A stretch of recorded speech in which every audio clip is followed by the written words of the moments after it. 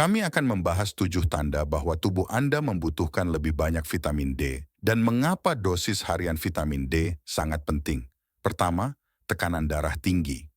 Salah satu penyebab utama tekanan darah tinggi adalah kekurangan vitamin D. Kedua, suasana hati rendah, seperti depresi atau kecemasan. Ketiga, peradangan, baik karena penyakit autoimun, radang sendi, atau yang lainnya. Jika Anda memiliki peradangan, kemungkinan besar Anda membutuhkan lebih banyak vitamin D. Keempat, sistem kekebalan tubuh lemah dan sering sakit. Kelima, gangguan siklus tidur. Anda bangun tanpa merasa segar atau mengalami sleep apnea. Vitamin D membantu Anda masuk ke dalam gelombang tidur delta yang dalam dan menyegarkan. Keenam, masalah kulit apapun bisa terkait dengan kekurangan vitamin D. Ketujuh, nyeri punggung bawah dan nyeri otot. Jika otot Anda kaku atau sakit, konsumsi lebih banyak vitamin D untuk mengatasinya. Sekarang saya ingin memberitahu Anda beberapa informasi menarik. Saat menguji bentuk tidak aktif vitamin D, mereka mengukur 2 jenis vitamin D. Vitamin D terikat dan vitamin D bebas atau aktif. Lebih dari 99% vitamin D tidak aktif yang diukur dalam darah adalah jenis yang terikat. Sebagian kecil adalah vitamin D bebas. Waktu paruh vitamin D terikat adalah antara 2 hingga 3 minggu, sedangkan waktu paruh vitamin D bebas adalah 24 jam. Apa arti semua ini? Ini berarti hasil tes vitamin D tidak membedakan antara vitamin D terikat dan vitamin D bebas. Jadi, Anda mungkin berpikir Anda memiliki cukup vitamin D untuk kesehatan kulit, otot, organ, dan sistem kekebalan tubuh. Namun, jika Anda tidak mengonsumsi vitamin D atau terpapar sinar matahari setiap hari, kemungkinan besar Anda mengalami kekurangan vitamin D. Terutama dengan adanya hambatan lain di atas masalah vitamin D itu sendiri, seperti obesitas, resistensi insulin, diabetes, dan tidak mendapatkan cukup sinar matahari, serta tidak mendapatkan vitamin D dari makanan. Seiring bertambahnya usia, kulit kurang mampu mengubah sinar matahari menjadi vitamin D.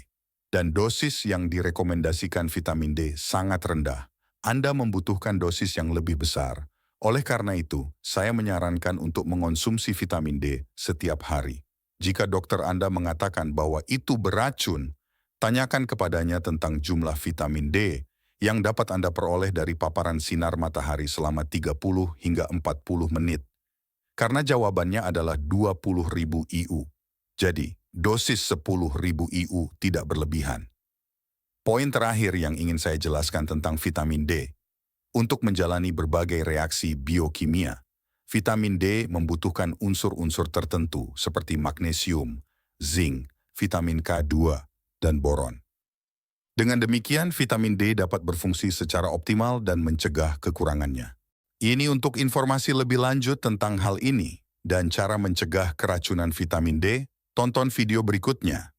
Saya akan memberitahu Anda cara mendapatkan manfaat vitamin D tanpa mengalami toksisitas. Risiko vitamin D berasal dari kalsium, yaitu hiperkalsemia. Vitamin D membantu meningkatkan penyerapan kalsium di usus kecil sebanyak 20 kali lipat, yang menyebabkan peningkatan kalsium dalam darah. Hiperkalsemia adalah salah satu efek samping terbesar dari mengonsumsi vitamin D dalam jumlah besar. Ini dapat menyebabkan batu ginjal, sembelit, sering buang air kecil, demensia, depresi, tukak lambung, dan nyeri perut. Omong-omong, semua gejala ini bisa dihilangkan dengan berhenti mengonsumsi vitamin D. Ini adalah poin pertama. Poin kedua adalah bahwa sangat jarang seseorang mengalami toksisitas vitamin D, menurut Badan Medis dan Endocrine Society.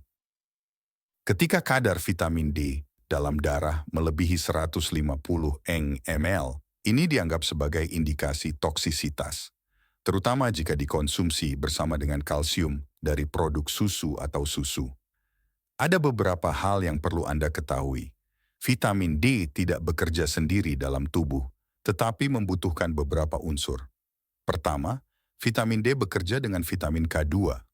Oleh karena itu, Saya selalu merekomendasikan mengonsumsi vitamin K2 bersama vitamin D, karena mencegah kalsium menumpuk di jaringan tubuh dan menjauhkannya dari arteri dan sendi. Disarankan untuk mengonsumsi vitamin K2 sebanyak 100 mikrogram, bukan miligram, per 10.000 IU vitamin D. Ini adalah dosis yang dianjurkan. Kedua, garam empedu sangat penting untuk membantu penyerapan vitamin D. Jika Anda telah menjalani operasi pengangkatan kantong empedu atau kekurangan garam empedu, hal ini dapat menyebabkan masalah dalam mendapatkan cukup vitamin D. Hal ini mungkin tidak terlihat dalam darah, tetapi dalam proses mengubah vitamin D menjadi bentuk aktifnya yang akan saya bicarakan sebentar lagi. Ketiga, minum setidaknya 2,5 liter cairan sehari cukup untuk mencegah kalsium membentuk batu ginjal. Keempat, pastikan untuk mendapatkan magnesium yang diperlukan untuk metabolisme vitamin D. Baik magnesium maupun vitamin D bekerja bersama. Kelima, batasi konsumsi produk susu saat mengonsumsi vitamin D dalam jumlah besar jika Anda khawatir tentang hiperkalsemia. Dengan demikian, menghindari produk susu dan minum cukup air mencegah hiperkalsemia karena tidak ada cukup kalsium dalam makanan untuk menyebabkan itu. Beberapa studi menunjukkan bahwa hal ini hanya terjadi ketika mengonsumsi ratusan ribu IU vitamin D selama beberapa bulan untuk mengalami hiperkalsemia.